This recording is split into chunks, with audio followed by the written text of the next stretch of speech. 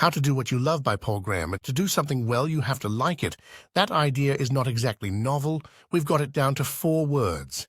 Do what you love. But it's not enough just to tell people that.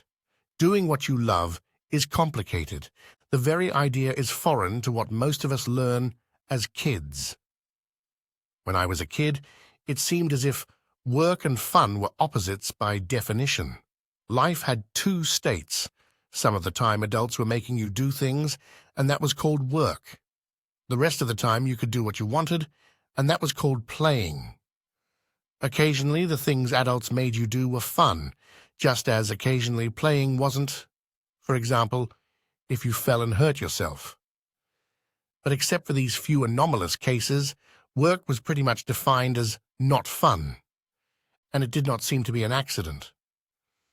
School, it was implied, was tedious because it was preparation for grown-up work.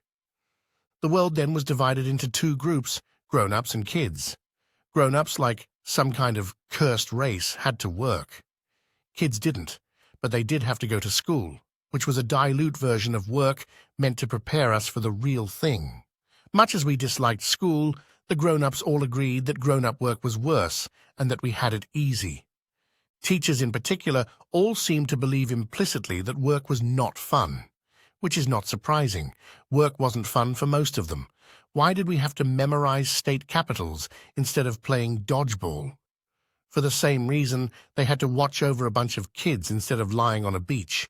You couldn't just do what you wanted. I'm not saying we should let little kids do whatever they want. They may have to be made to work on certain things. But if we make kids work on dull stuff, it might be wise to tell them that tediousness is not the defining quality of work, and indeed that the reason they have to work on dull stuff now is so they can work on more interesting stuff later. Once, when I was about 9 or 10, my father told me I could be whatever I wanted when I grew up, so long as I enjoyed it. I remember that precisely because it seemed so anomalous. It was like being told to use dry water. Whatever I thought he meant, I didn't think he meant work could literally be fun. Fun like playing. It took me years to grasp that. Jobs. By high school, the prospect of an actual job was on the horizon. Adults would sometimes come to speak to us about their work, or we would go to see them at work. It was always understood that they enjoyed what they did. In retrospect, I think one may have the private jet pilot, but I don't think the bank manager really did. The main reason they all acted as if they enjoyed their work was presumably the upper-middle-class convention that you're supposed to. It would not merely be bad for your career to say that you despised your job, but a social faux pas. Why is it conventional to pretend to like what you do? The first sentence of this essay explains that if you have to like something to do it well, then the most successful people will all like what they do. That's where the upper-middle-class tradition comes from. Just as houses all over America are full of chairs that are, without the owners even knowing it, nth-degree imitations of chairs designed 250 years ago for French kings, conventional attitudes about work are, without the owners even knowing it, nth-degree imitations of the attitudes of people who've done great things. What a recipe for alienation. By the time they reach an age to think about what they'd like to do, most kids have been thoroughly misled about the idea of loving one's work. School has trained them to regard work as an unpleasant duty. Having a job is said to be even more onerous than schoolwork, and yet all the adults claim to like what they do. You can't blame kids for thinking, I am not like these people, I am not suited to this world. Actually, they've been told 3 lies. The stuff they've been taught to regard as work in school is not real work. Grown-up work is not necessarily worse than schoolwork, and many of the adults around them are lying when they say they like what they do. The most dangerous liars can be the kids' own parents. If you take a boring job to give your family a high standard of living, as so many people do, you risk infecting your kids with the idea that work is boring. Maybe it would be better for kids in this one case if parents were not so unselfish. A parent who set an example of loving their work might help their kids more than an expensive house. It was not till I was in college that the idea of work finally broke free from the idea of making a living. Then the important question became not how to make money, but what to work on. Ideally, these coincided, but some spectacular boundary cases, like Einstein in the patent office, proved they weren't identical. The definition of work was now to make some original contribution to the world, and in the process not to starve. But after the habit of so many years, my idea of work still included a large component of pain. Work still seemed to require discipline, because only hard problems yielded grand results, and hard problems couldn't literally be fun. Surely one had to force oneself to work on them. If you think something's supposed to hurt, you're less likely to notice if you're doing it wrong. That about sums up my experience of graduate school. Bounds. How much are you supposed to like what you do? Unless you know that, you don't know when to stop searching. And if, like most people, you underestimate it, you'll tend to stop searching too early. You'll end up doing something chosen for you by your parents, or the desire to make money, or prestige, or sheer inertia. Here's an upper bound. Do what you love doesn't mean do what you would like to do most this second. Even Einstein probably had moments when he wanted to have a cup of coffee, but told himself he ought to finish what he was working on first. It used to perplex me when I read about people who liked what they did so much that there was nothing they'd rather do. There didn't seem to be any sort of work I liked that much.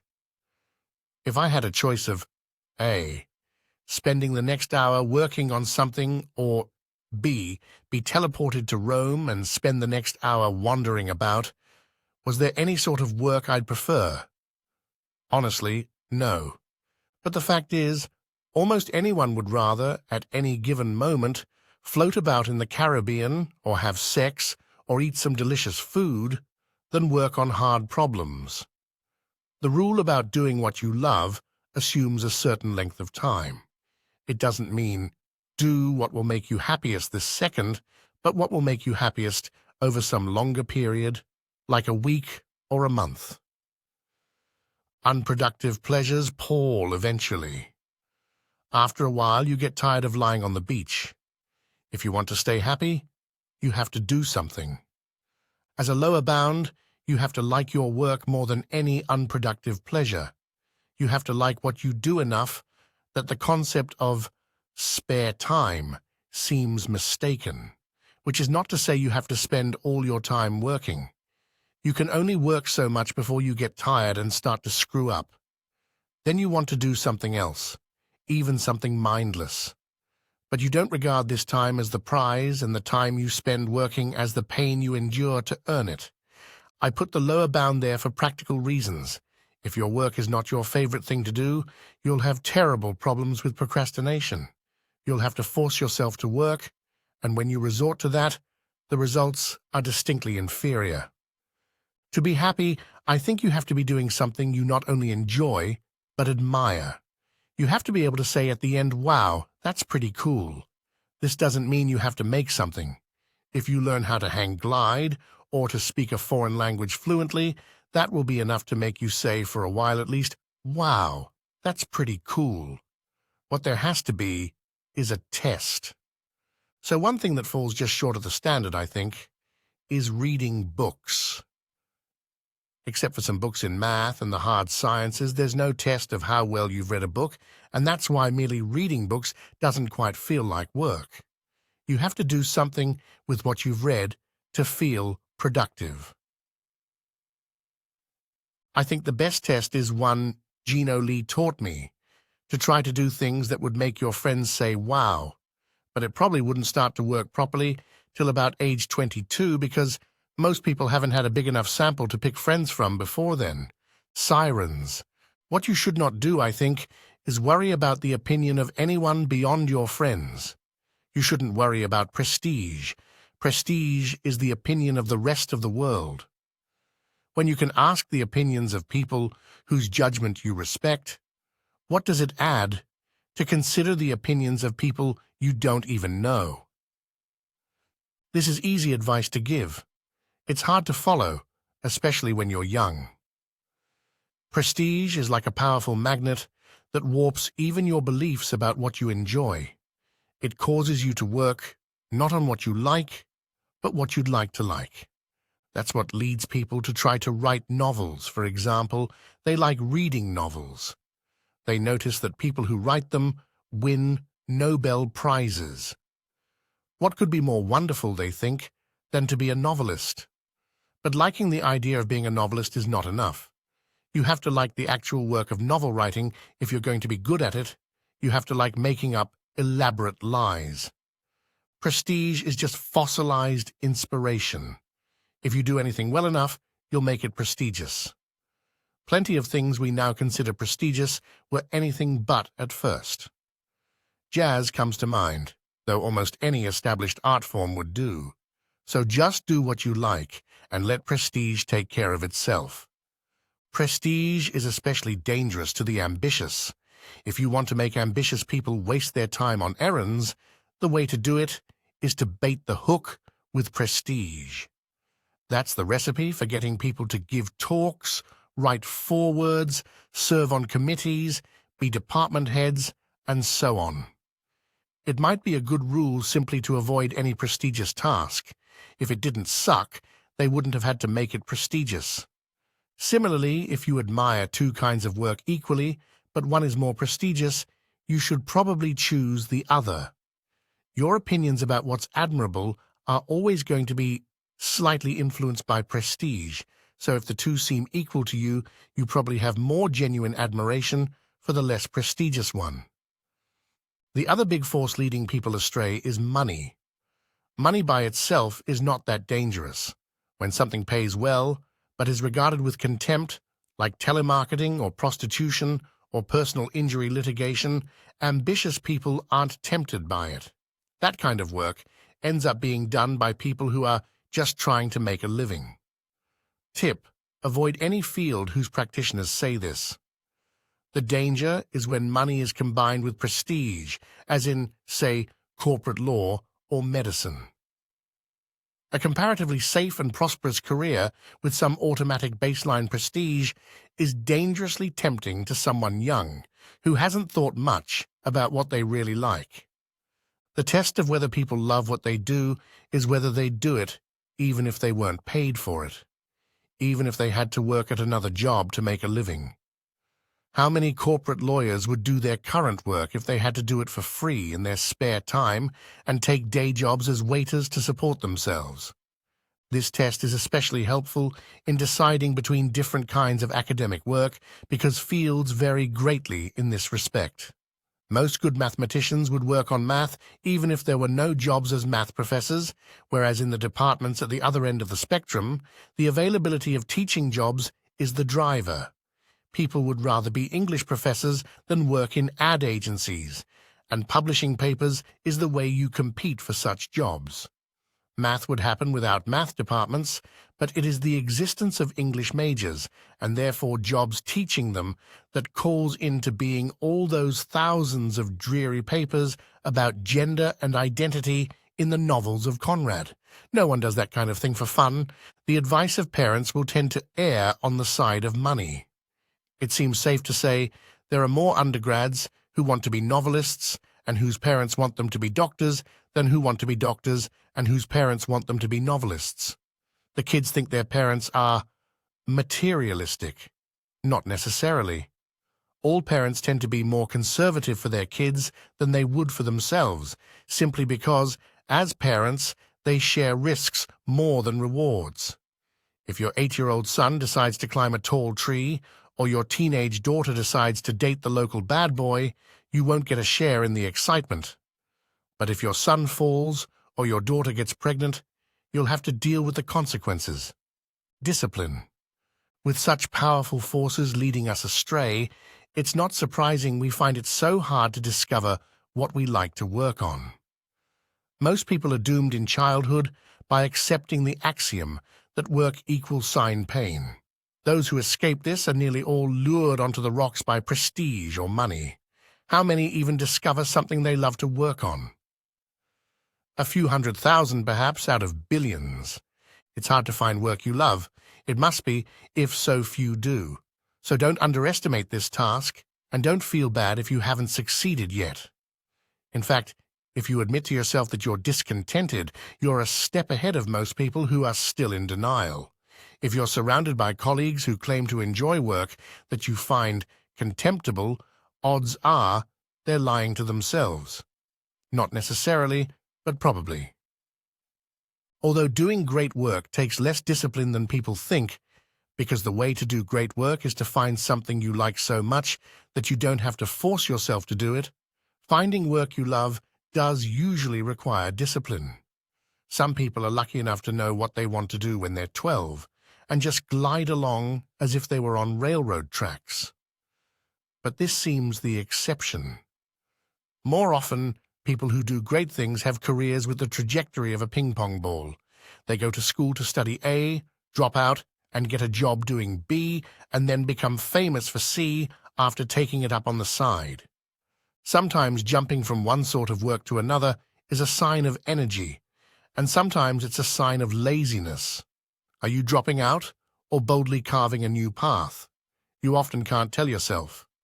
Plenty of people who will later do great things seem to be disappointments early on when they're trying to find their niche.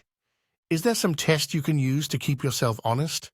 One is to try to do a good job at whatever you're doing, even if you don't like it. Then at least you'll know you're not using dissatisfaction as an excuse for being lazy. Perhaps more importantly, you'll get into the habit of doing things well. Another test you can use is always produce. For example, if you have a day job you don't take seriously because you plan to be a novelist, are you producing? Are you writing pages of fiction, however bad? As long as you're producing, you'll know you're not merely using the hazy vision of the grand novel you plan to write one day as an opiate. The view of it will be obstructed by the all-too-palpably flawed one you're actually writing. Always produce is also a heuristic for finding the work you love. If you subject yourself to that constraint, it will automatically push you away from things you think you're supposed to work on, toward things you actually like. Always produce will discover your life's work, the way water, with the aid of gravity, finds the hole in your roof. Of course, figuring out what you like to work on doesn't mean you get to work on it. That's a separate question. And if you're ambitious, you have to keep them separate. You have to make a conscious effort to keep your ideas about what you want from being contaminated by what seems possible. It's painful to keep them apart because it's painful to observe the gap between them. So most people preemptively lower their expectations. For example, if you asked random people on the street if they'd like to be able to draw like Leonardo, you'd find most would say something like, "Oh, I can't draw." This is more a statement of intention than fact. It means, I'm not going to try. Because the fact is, if you took a random person off the street and somehow got them to work as hard as they possibly could at drawing for the next 20 years, they'd get surprisingly far. But it would require a great moral effort. It would mean staring failure in the eye every day for years. And so to protect themselves, people say, "I can't." Another related line you often hear is that not everyone can do work they love, that someone has to do the unpleasant jobs. Really? How do you make them? In the US, the only mechanism for forcing people to do unpleasant jobs is the draft, and that hasn't been invoked for over 30 years. All we can do is encourage people to do unpleasant work with money and prestige. If there's something people still won't do, it seems as if society just has to make do without. That's what happened with domestic servants. For millennia, that was the canonical example of a job someone had to do. And yet in the mid-20th century, servants practically disappeared in rich countries, and the rich have just had to do without. So while there may be some things someone has to do, there's a good chance anyone saying that about any particular job is mistaken. Most unpleasant jobs would either get automated or go undone if no one were willing to do them. Two routes. There's another sense of not everyone can do work they love. That's all too true, however. One has to make a living, and it's hard to get paid for doing work you love. There are two routes to that destination. The organic route, as you become more eminent, gradually to increase the parts of your job that you like at the expense of those you don't. The two-job route, to work at things you don't like to get money, to work on things you do. The organic route is more common. It happens naturally to anyone who does good work. A young architect has to take whatever work he can get, but if he does well, he'll gradually be in a position to pick and choose among projects. The disadvantage of this route is that it's slow and uncertain. Even tenure is not real freedom. The two-job route has several variants depending on how long you work for money at a time. At one extreme is the day job, where you work regular hours at one job to make money and work on what you love in your spare time. At the other extreme, you work at something till you make enough not to have to work for money again. The two-job route is less common than the organic route because it requires a deliberate choice. It's also more dangerous. Life tends to get more expensive as you get older, so it's easy to get sucked into working longer than you expected at the money job. Worse still, anything you work on changes you. If you work too long on tedious stuff, it will rot your brain. And the best-paying jobs are most dangerous because they require your full attention. The advantage of the two-job route is that it lets you jump over obstacles. The landscape of possible jobs isn't flat. There are walls of varying heights between different kinds of work. The trick of maximizing the parts of your job that you like can get you from architecture to product design, but not, probably, to music. If you make money doing one thing and then work on another, you have more freedom of choice. Which route should you take? That depends on how sure you are of what you want to do, how good you are at taking orders, how much risk you can stand, and the odds that anyone will pay, in your lifetime, for what you want to do. If you're sure of the general area you want to work in, and it's something people are likely to pay you for, then you should probably take the organic route. But if you don't know what you want to work on or don't like to take orders, you may want to take the two-job route if you can stand the risk. Don't decide too soon. Kids who know early what they want to do seem impressive, as if they got the answer to some math question before the other kids. They have an answer, certainly, but odds are it's wrong. A friend of mine, who is a quite successful doctor, complains constantly about her job. When people applying to medical school ask her for advice, she wants to shake them and yell, "Don't do it!" But she never does. How did she get into this fix? In high school, she already wanted to be a doctor, and she is so ambitious and determined that she overcame every obstacle along the way, including, unfortunately, not liking it. Now she has a life chosen for her by a high school kid.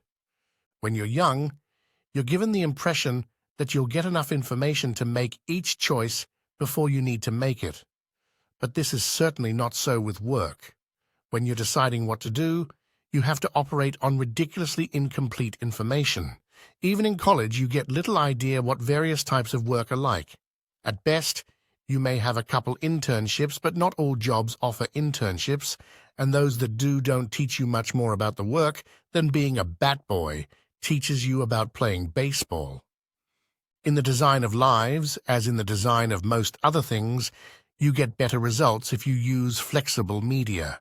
So unless you're fairly sure what you want to do, your best bet may be to choose a type of work that could turn into either an organic or two-job career.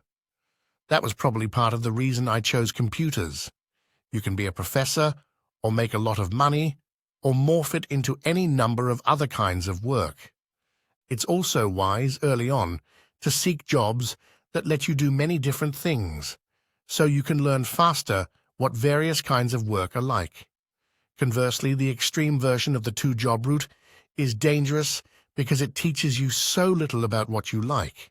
If you work hard at being a bond trader for 10 years, thinking that you'll quit and write novels when you have enough money, what happens when you quit and then discover that you don't actually like writing novels? Most people would say, I'd take that problem. Give me $1 million and I'll figure out what to do. But it's harder than it looks. Constraints give your life shape. Remove them, and most people have no idea what to do. Look at what happens to those who win lotteries or inherit money. Much as everyone thinks they want financial security, the happiest people are not those who have it, but those who like what they do. So a plan that promises freedom at the expense of knowing what to do with it may not be as good as it seems. Whichever route you take, expect a struggle. Finding work you love is very difficult. Most people fail. Even if you succeed, it's rare to be free to work on what you want till your 30s or 40s. But if you have the destination in sight, you'll be more likely to arrive at it. If you know you can love work, you're in the home stretch. And if you know what work you love, you're practically there.